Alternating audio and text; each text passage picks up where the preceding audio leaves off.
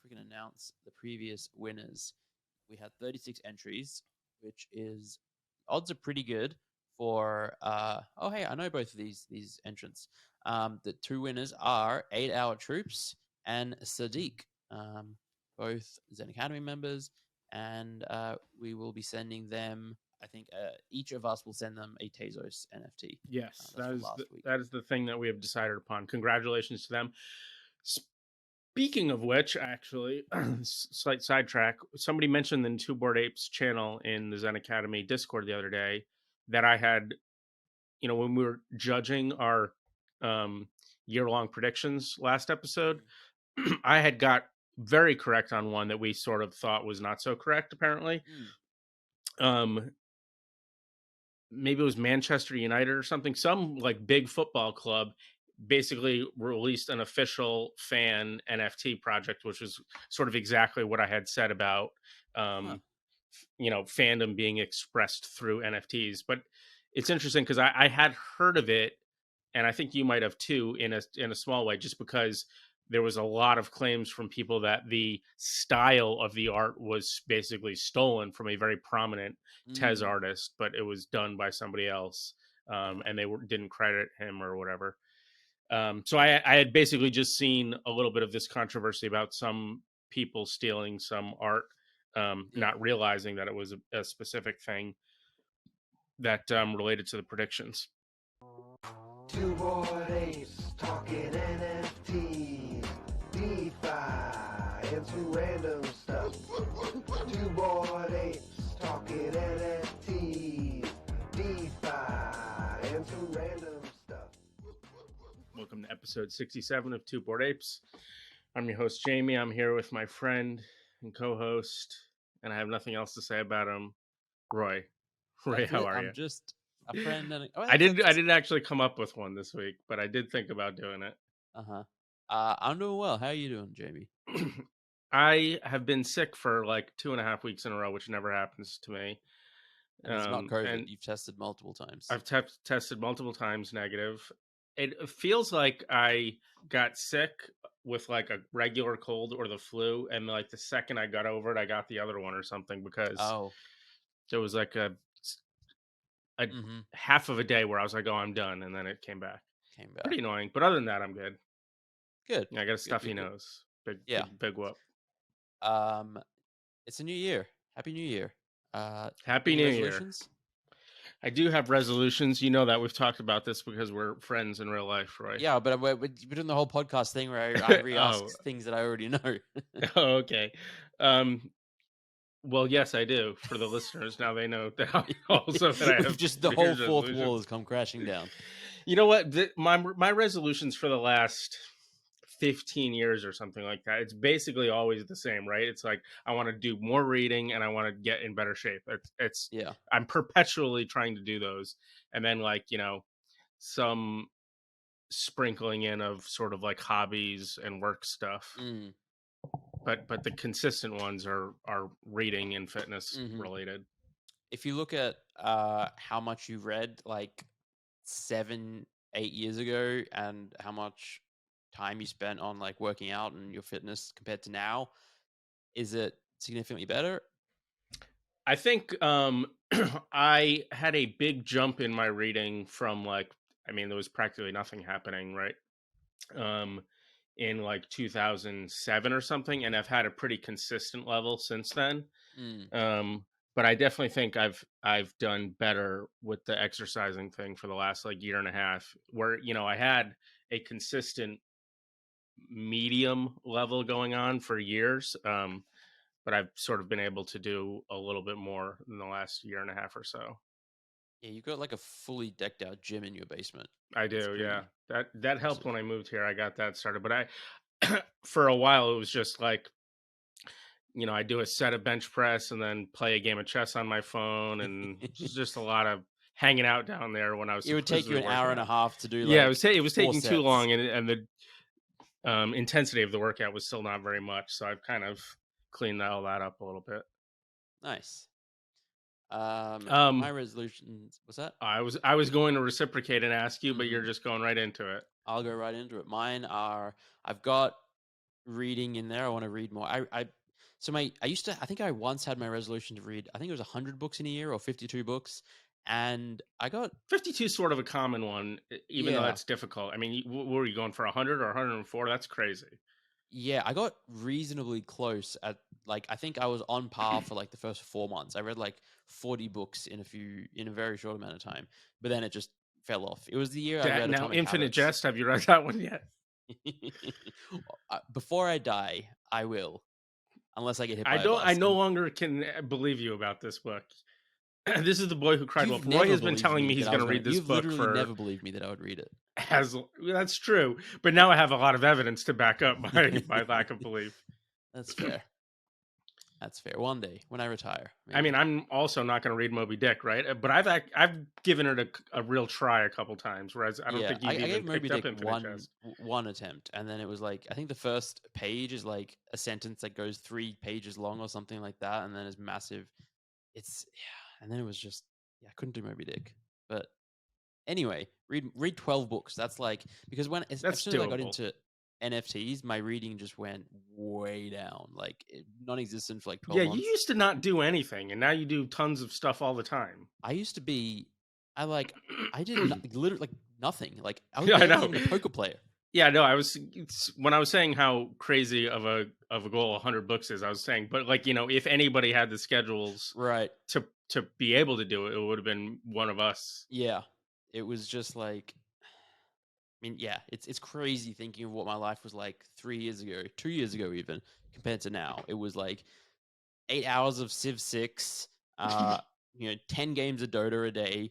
I would read. Then I got into gardening for a while, and that was a lot of fun. And then, play a few hours of poker. And I just bought, speaking of gardening, I just bought my seeds from Baker Creek, heirloom seeds for the next growing season. nice. That's exciting. What'd you get? This is, by the way, we've just thrown the concept of this being an NFT The podcast NFT out the podcast, window. yeah. We'll get to that in a bit. I got a lot of the usual stuff, but the new stuff is I got a couple types of squash. I never really grow squash, but I always do cucumbers, and it is funny that this is supposed to be an NFT podcast. You know what though? We did the last episode was very focused and long, right? And so now it's a new year, we get a We've release or whatever. earned the right to go. Yeah, exactly. Yeah. Yeah, I got a bunch of vegetable seeds. I don't know if we need to get into it that much. Watermelon, I got like an orange watermelon as well. That's exciting. Have you grown Sweet watermelon Glow, before? I believe is, huh? Have you grown watermelon before? I grew an heirloom type of watermelon from Iraq called the Alibaba watermelon a few seasons ago. And the vines got so crazy, and Toby was very into attacking it, so it didn't do all that great. That's a shame. It seems like it would be a difficult thing to grow just because of the size, but I don't know anything about that. I mean, it because of the size of the fruit or the plant. The fruit. It takes a lot of water is basically what happens once it starts growing. But then this is so stupid. Again, NFT podcast. But so you need to give it a lot of water to grow it. But then when you're getting ready to harvest it, you want to really pull back on the water. Otherwise it'll taste watery. So to concentrate the flavor of the sugars and stuff, you gotta lay off the water a bit at the end. Should we just stop this being an NFT podcast and like occasionally? I would love that. NFTs? I would absolutely love that. I don't know if we would maintain the listenership, but I don't know. Who knows? I mean, we would still talk about NFTs a bit, but we just wouldn't feel as forced to talk well, about. Yeah. Here's the other thing about today's lack of direction is we were doing the pre-show talk. There's not any good news of the week really, so we're not that enthused to jump into it to talk. There's like a lawsuit between Logan Paul and some guy who talks about how Logan Paul's a scammer. That's like the best we got. Yeah, market's bullish. That's one thing I got in is like market is definitely having a very bullish week. Is this just I pay little enough attention? Are like crypto prices good, or is it just NFTs really? Oh, just NFTs. Like crypto is 1,200 for ETH. It's like that hasn't changed, but same old. Oh, I did hear the other day. I saw on Twitter that Chromie Squiggles had flipped Bitcoin. That was kind of interesting. That is very cool. Yeah. Their friendship bracelets are 0.5 ETH, which is wild. Not bad. For a free mint that has like 30,000 supply and potential. We should let our listeners know, right? Make sure you double check because I think the 10th of January is the last day to mint yours. So just check all your wallets and make sure you get yours before you run out you're of time. eligible to mint 2 of these. So it's basically 1 ETH for free if you had an Artblocks NFT in your wallet when a snapshot was taken. I believe it was October, maybe late October sometime. Yeah, October is in my head as well. So Yeah.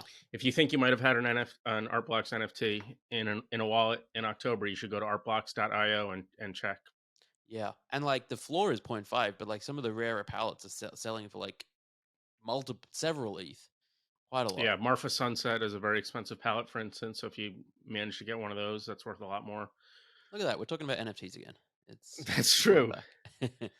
I'm just checking the floor of the Marfa Sunset right now. It is 6.5 ETH. Yeah. Damn. Not bad. Like these were trading at like 0.05 for a very long time, and then 0.1 to 0.15, and then Are you just gonna explain how prices go up, and then 0.15 No, like, briefly?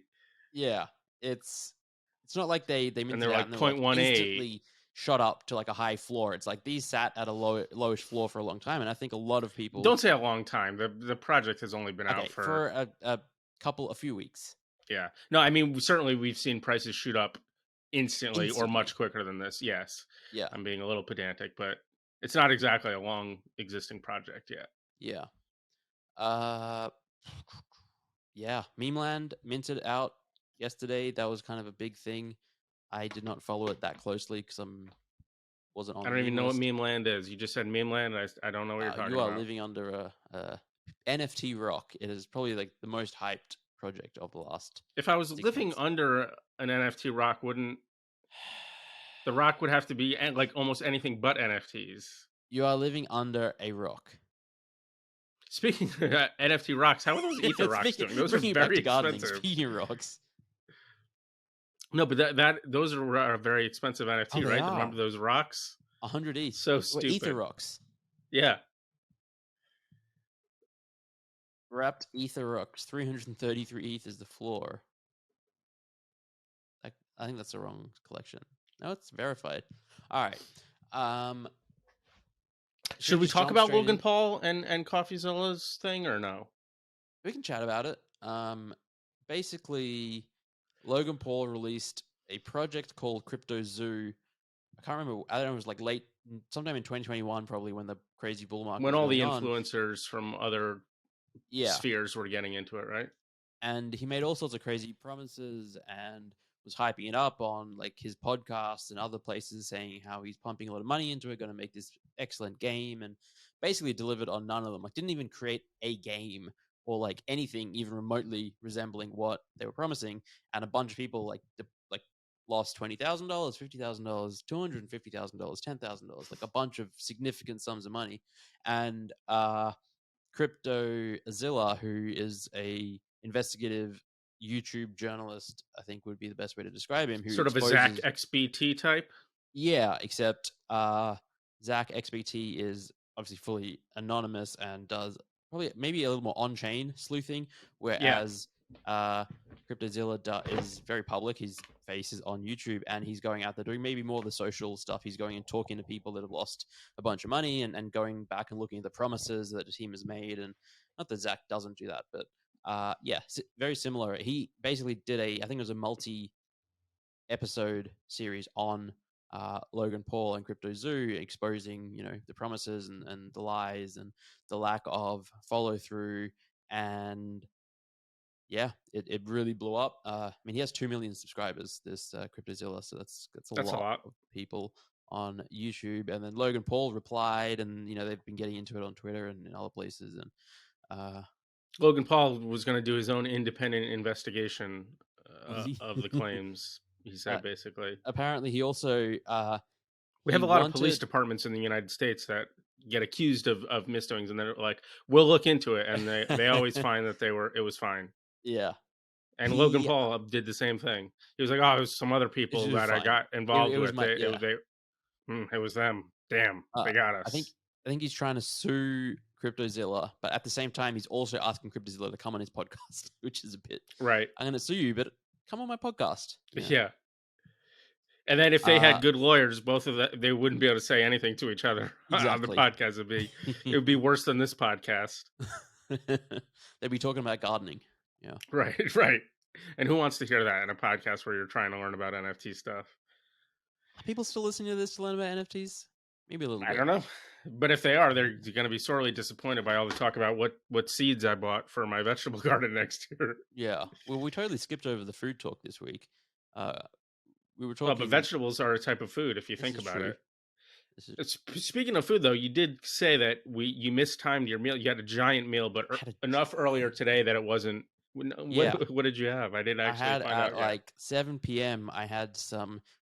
Rachel and I went out to a nice steak restaurant last night for like our last meal together in Germany because I'm moving to Dubai in like 2 days. I leave, and so we had some leftover wagyu in the fridge. So I cooked that, but that wasn't enough. We had some chicken nuggets that Rachel was cooking, so I had some of those and had a salad, and it was this very eclectic dinner, but also very heavy. Like wagyu is super fatty, and then chicken nuggets are just chicken nuggets, and then I had this salad with like a What is whole what is like avocado. a salad over there in your apartment usually consist of? Because lots of people have different conceptions of a salad. I'm curious, what is a regular salad like for you guys? Mixed lettuce greens. There was some tomato. There was an avocado. There was some spring onion. There was some olive oil. Spring onion. Okay, that's interesting. I don't Scallions. usually. Yeah. I know what a spring onion is. Thank Okay. you. But I'm not used to them being in a salad. Is all. Interesting. Yeah. I mean, either them or I'll put like a red onion in. But Okay. I like a little bit of that. Allium. Mm. That's the family of plants. Alliums. Allium. And then dressed with olive oil and balsamic vinegar. Salt, pepper. And a lot of salt. I hope. Good. Yeah. Good. Salt and pepper. Good. Good. Yeah. Okay. That Let's was see. it was enormous. I was, like out of commission for 2 hours. We don't have any other news of the week to talk about. We barely had any news I know. to talk about. So we had a lot of fluff around it, but that was it. Yeah. Should we jump into art blocks? Generative art in general? Yes, we should. Yeah. Art blocks. And generative art in general. Generative art in general. The Field by Bia Van Gier, a curated drop that happened a couple of days ago. We chatted about it briefly last episode. Jamie is turning around behind him, reaching out and unwrapping a framed picture of, I guess we're going to see soon, a generative art piece that he got printed. It's terrible for the podcast, but great for the. That is stunning. That's a great color for the frame, like so it's a Tectonics by MP Cos. It looks stunning. The frame is great. I think. Did you pick the colors for that? Or I did. It took a long time. I looked at a lot of options. The guy was, I think, getting sick of how much time I was spending looking at all the different options. And then settled on you did really well. Yeah, that's very cool. Anyway, The Field by Bia Van Gier, curated drop, happened a couple days ago. It happened yesterday, Wednesday. I was out to dinner. I did not mint it or watch it. It's an interesting collection. Did you? Well, Jamie is still putting his art away. Collection of 369. I think it minted out just under 2 ETH is my guess, but I should probably look. I think it was a little bit low, maybe like 1.25 or something. Oh, really? That low? Because I feel like I looked at the price pretty shortly after mint, and it was like 1.5 or something. So, whatever. Either way, somewhere between 1 and 2, right? Yeah, something like that. And it's currently at 1 point. When you zoom in on them a lot, the textures are quite interesting, I find. But I haven't looked at them a lot.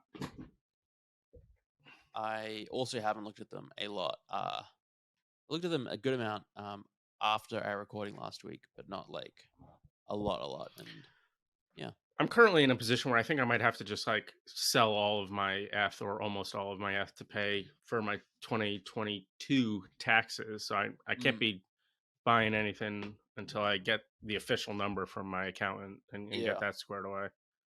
That's unfortunate, but that's life. That's one of like the lowest misfortunes that a human can have, though, you know? If you think about like real misfortunes. This is very true. It's not so bad. Not so bad at all. Another Art Blocks related piece of news is that they came out with an announcement a couple of days ago saying that they recognize that the community is not thrilled that a lot of the mints are being botted, and the minting experience is like increasingly more difficult for people to participate in, and they're exploring, different solutions like allowing artists to use an allow list for some amount of the mints and other things like that, which I think had mixed reactions. Did you see that? What are your thoughts? I thought I thought we heard about the possibility of allow lists from them a long time ago, that they had sort of incorporated it at least on a contract level. That was something I think Yeah, I maybe think it they is. still haven't implemented it. No, I think there has been one artist who released a collection using an allow list. Yeah. Yeah. But I guess maybe they're talking about just kind of encouraging it or something now to try and mitigate the botting is the idea. Yeah, maybe something like that. Importantly, it won't be for curated. They will not be allow listed, but So curated they- is just gonna continue to sort of be a bot free for all is their plan essentially. well, there will be hopefully soon. I think they said in the next couple of months implementing Dutch auctions where everyone pays the lowest price of the Dutch auction, so you can mint right A away. true And then Dutch auction, so to true speak. Dutch auction. And I think that will help quite a bit. I don't know exactly how think. much, but you would think it would help. Because the incentive to just bot at the lowest price is no longer there as much because a bunch of other people will have bought. And the incentive for a real human not to buy it earlier is kind of gone because they don't have to worry as much. As long as you have like the liquidity and you want for however many you want, you should be able to collect and enjoy that mint experience. So I'm excited for that. I lost my Google Doc with our show notes. What else do we have? I can send you a link to it. I found it, Jamie. It's all good. Nice. The other notable drop is Vellum by Harvey Rayner, who is the Fontana artist, Pattern.co. Vellum is their Bright Moments 100-piece collection. Pattern.co, you just said? I think that's their screen name.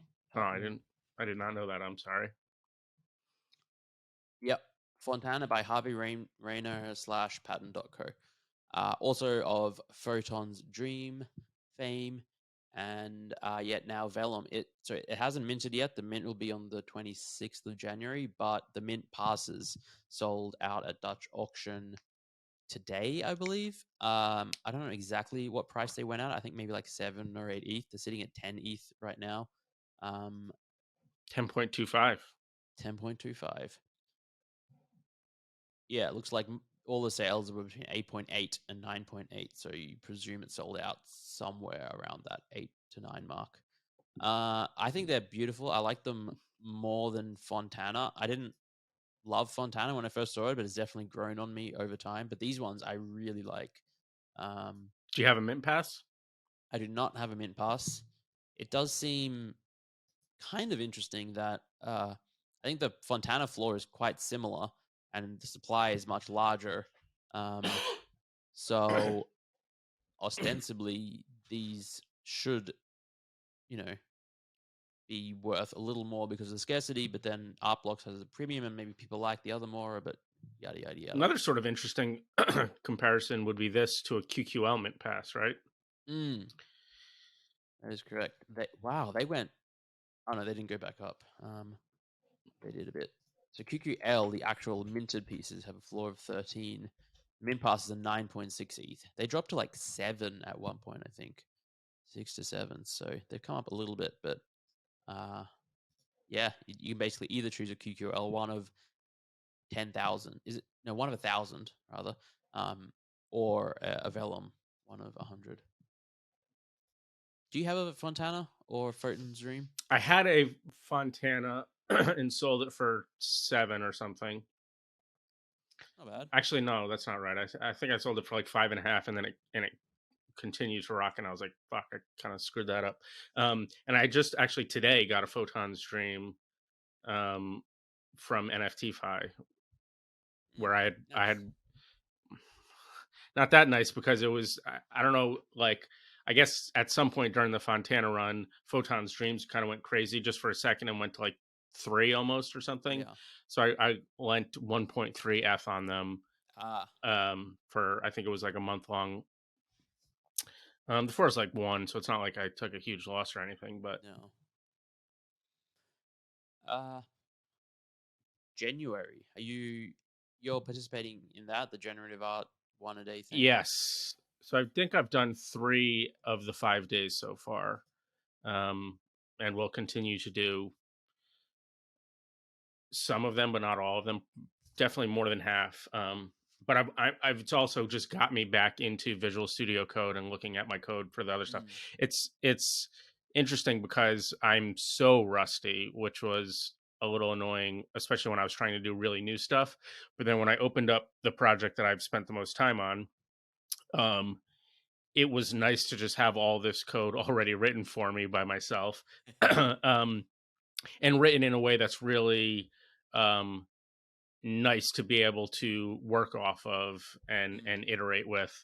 Um, so it's I'm in a position where I can build on that quickly. But if I want to just try new things, I'm still very rusty and need to get my legs back to be able to do that kind of thing. So um but I'm feeling sort of better about it than I thought I would be, because the rustiness is exactly what I predicted, but then the helpfulness of what I had already created with the other project, I hadn't thought about how nice it'll be able to just work with that, and how the constructor class and stuff was really robust that I made and allows me to do a lot with only just tweaking all these different parameters. That's awesome. I've been seeing some fun outputs on the Twitter timeline. It's such a fun initiative. Yeah, there's an Instagram created for it, an unofficial one, so it's like not by Peter Plasma, but he does follow them. Um, and they added my piece from day 3 to their story, which was kind of fun. Nice. That's cool. I wonder if like AI tools like ChatGPT are able to create generative art code They can yet. do P5.js, yep. Yeah. Maybe I should check that out. That seems like a cool Yeah, way so to. I think the first one was Endless Loop, and I was talking to my friend who codes a little bit about it, and we were working with each other and then also using ChatGPT to it's impressive how good it is, but also like for a little bit when I was working on it, I think this was on the January 1st prompt, I was thinking like, I don't know if you've heard the old jokes, but like the idea being that the second to last job ever will be AI programmer, right? And the last one Yeah. will be government AI programmer. I was thinking more in a sort of more serious way while doing this, that like it feels like soon the only skill will be prompting AIs, Yeah. because I was just like thinking, I'm no longer thinking of how do I code this. At the time I wasn't. I was Yeah. thinking just how do I describe this to ChatGPT so it can spit out the code for me much, much quicker. Yeah. Um, and so that was kind of just an interesting thing, and trying to just be like very careful and deliberate with it so it knows exactly what I want rather than like inferring like a human might. Yeah. Yeah, it's wild. And it's also the training data for ChatGPT, I think, ended in 2021. And so it probably has missed a lot of, I don't know when in 2021, but a lot of P5JS code out there that's probably available that they could be learning from is not in their knowledge bank. Yeah, and Yeah. especially when the code base itself gets updated of P5JS, because they're continuously improving it and stuff. Yeah. Man, AI is crazy. I think that was kind of it for the day. We had a really light agenda. Yeah, not a ton to talk about today. All right, let's play. What am I thinking for another? Let's pick one winner, and we'll each send that winner a uh, Tez NFT each. Okay. Okay. All right, I got my word. I have a word too. All right. 3, 2, 1. Grandma. Mortal. Mortal and grandma. Ooh, that's pretty close. Ooh. Yeah. Grandma. Okay, I got one. Yeah, I got one. 3, 2, 1. Funeral. Death. Ooh. Funeral and death. Okay. 3, 2, 1. Casket. Okay, pretty morbid. Yeah, This it's is really our most morbid, morbid game of what am I thinking at? So here's where I got this from. Here's a picture of my dog Toby. Uh-huh.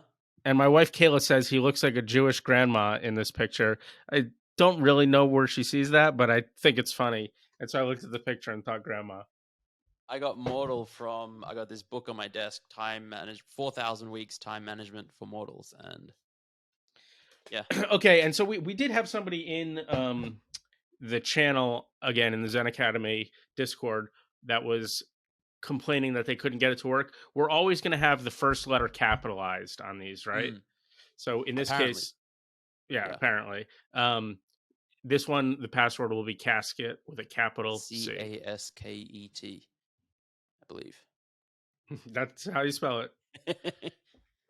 All right.